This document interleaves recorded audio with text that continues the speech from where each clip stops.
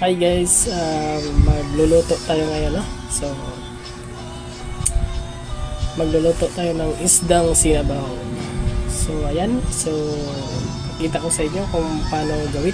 So, tara, let's go!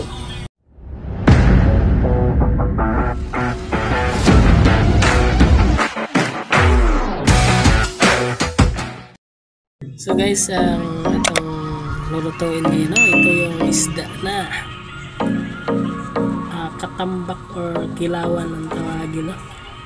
Sa amin. Ito yung lulutuin natin. Tinola at saka paksiw. Ito yung pangano natin na pang lamas. So ayan, kasama na yung paksiw dyan. Yung para sa sinabaw natin, no? Gulay. So lagyan natin ng gulay para masarap. So ayan, so ito yung tanglad. The best sa sinabaw tinulang isda. Yan, kirawan or kilawan.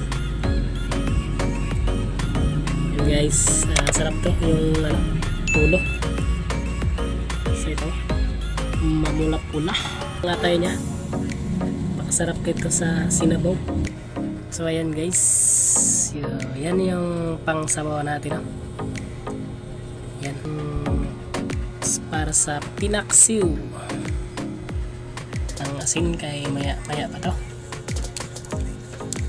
So yan, babad muna natin sa asin.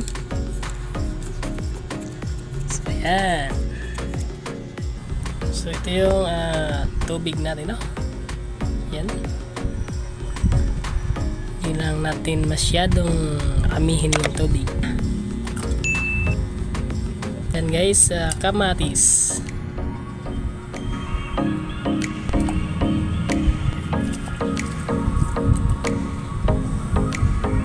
Guys, luya. Tagay na natin konting asin guys. Takpan na natin, takpan. Open na natin, open. So, ayan.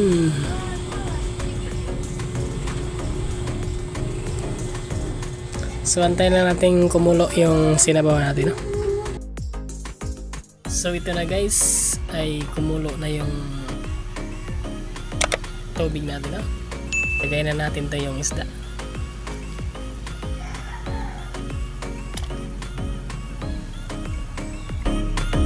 So, yan guys. So, parang hindi makasya. Ito yun guys, antayin din natin na kumulo ulit, no? Maya ay lagay na natin tong gulay. So ito na guys, ay kumulo na yung sinabawan natin, no? So ilagay na natin to yung gulay. Ganito lang kadali ang magluto ng sinabaw.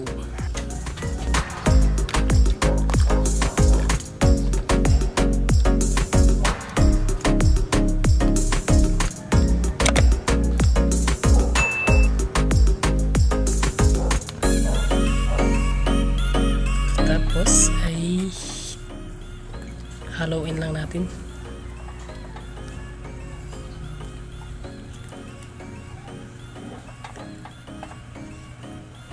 Ito yung masarap na sinabawang isda with gulay.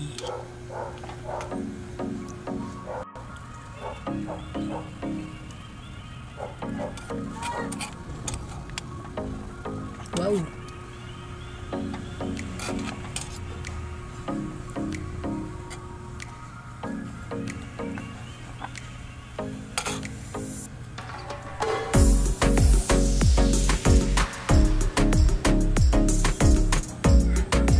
Lagyan natin ng magic sarap.